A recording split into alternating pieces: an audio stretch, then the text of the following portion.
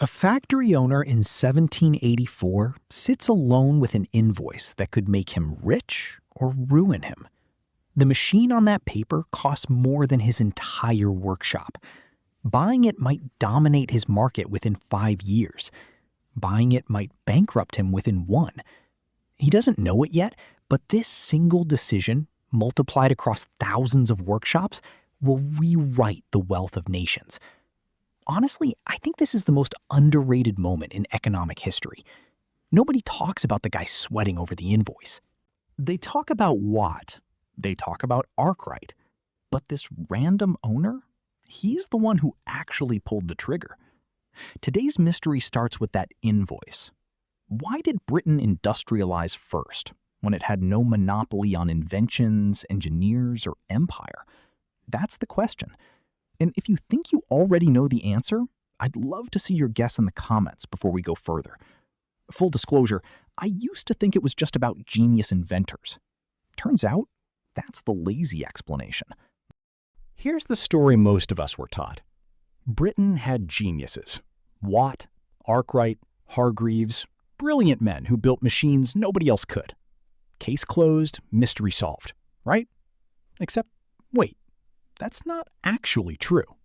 Spinning wheels, water-powered mills, even early blast furnace techniques existed in India, China, and continental Europe well before Britain's so-called revolution. Britain didn't have a patent on cleverness. It didn't even invent every major machine credited to it. So, if everyone had good ideas, why did only one country turn those ideas into a self-sustaining explosion of factories, output, and wealth? That's the real mystery. Not who was smart enough to invent the machine, but who was positioned to make the machine worth building. Those are two completely different questions, and only one of them explains what actually happened. Look, I get why the genius story is popular. It's clean. It's heroic. It makes history feel like a movie. But it's wrong. And once you see that, you start noticing the same pattern everywhere. Picture a workshop owner in France or India in the 1760s. He's heard about these new spinning machines. He's not stupid. He could build one or buy the plans. He doesn't. Why would he? His labor is cheap.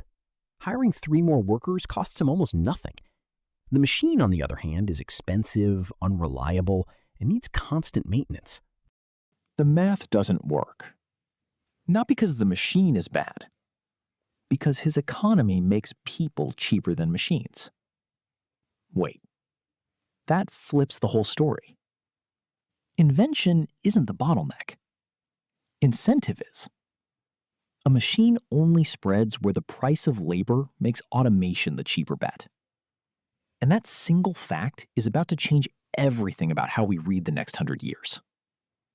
Here's my take, and it might ruffle some feathers. I think a lot of developing nations today are stuck in the same trap. Cheap labor sounds like an advantage, but historically, it's been an innovation killer. Think about that. Now picture a different man, same era, sitting in Lancashire. His workers are demanding higher wages again. He's furious. He eyes a new spinning machine and hates its price tag even more. Then he does the math. Hiring 5 more workers at British wages costs him more this year than buying the machine outright. That single calculation is the moment automation stopped being a gamble and started being common sense. Here's the detail almost nobody knows. Economic historian Robert Allen's research shows British wages in the 18th century were unusually high compared with the rest of Europe and Asia. Meanwhile, coal, Britain's energy source, was unusually cheap. That price gap is the whole engine. High wages didn't strangle British industry. They funded its automation.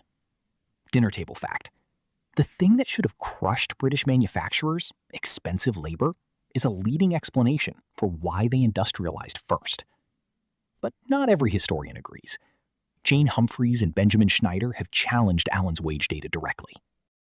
They argue his numbers overstate what spinners actually earned. The debate isn't settled, which means the story isn't as clean as wages explain everything. There's still a mystery underneath the mystery. Personally, I side closer to Alan on this one. The wage data might be messy, but the core logic holds up. High labor costs force innovation. Low labor costs let you coast. History keeps proving that. Britain sat on enormous coal reserves. That part everyone gets right. Cheap energy meant steam power was affordable to run once you'd built it. Here's the wait what. Belgium had coal. China had coal. Vast amounts of it, some of the richest deposits on the planet. Neither industrialized the way Britain did, not on the same timeline. So coal was necessary. It clearly wasn't sufficient. You needed the wage-to-energy price gap and the coal at the same time, in the same place. Britain is one of the few economies in the 18th century where both conditions lined up simultaneously. Remove either one, and the machine invoice from our opening scene never gets signed. This is where I get a bit conspiratorial, honestly. I think we're taught to focus on single factors because it's easier to sell. Coal caused the Industrial Revolution. Geniuses caused it. Empire caused it. But the real answer is always messier. It's always a perfect storm of conditions. And perfect storms are hard to replicate. Here's a name people know without knowing the real story. James Watt. Everyone remembers the engineer. Almost nobody remembers the years his engine spent nearly dying. Not from bad engineering, from bad financing. Watt's original backer, Dr. John Roebuck, went bankrupt trying to fund the project. His 2/3 share of the patent became worthless paper. Until Matthew Boulton, a Birmingham manufacturer, accepted that patent share as settlement for Roebuck's debt to him. Boulton didn't just fund an engineer. He spent years hunting for capital willing to bet on a machine most people assumed would fail. By 1775, the partnership was so far behind on returns that Boulton lobbied Parliament directly. He won an Act of Parliament extending Watt's patent all the way to 1800, just so they'd have enough time to actually make money on it. Wait, think about that. One of the most celebrated inventions in history survived not because of a breakthrough in physics, but because of a legislative favor secured by an investor protecting his capital. Later, a London banker named Charlotte Matthews lent Boulton and Watt enormous sums to keep the firm alive. Finance isn't the boring backstory here. Finance is the story. If you're enjoying this detour into economic detective work, this is exactly the kind of deep dive we do every week. Hitting subscribe helps more people find these investigations. Here's something that bugs me. We glorify inventors, but ignore the investors who actually made invention possible. Without Boulton, Watt's engine might have stayed a footnote. I think that's the real hidden economy. Capital, not creativity, is the bottleneck.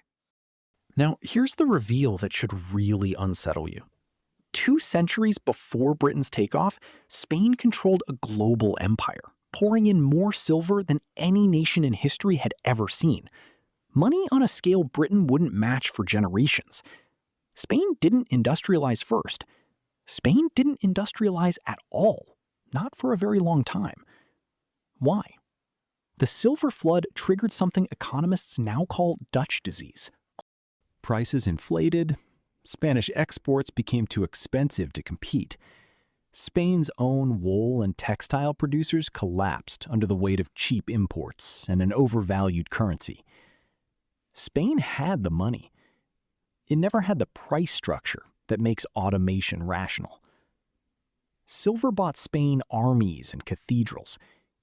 It never bought Spain a reason to replace expensive labor with machines. In Spain, labor wasn't the expensive part. The money itself became the trap. Spain had more wealth than Britain and still lost the race. Because money and the right kind of scarcity are not the same thing. If you're still with me, you're probably starting to see patterns in today's economy too. Drop a comment below. Which explanation surprised you most? The wages, the financing, or Spain's failure? This is the part where I get a bit dark. I think a lot of resource-rich countries today are walking the same path Spain did. Oil, minerals, gas. It looks like wealth, but it's often a curse in disguise.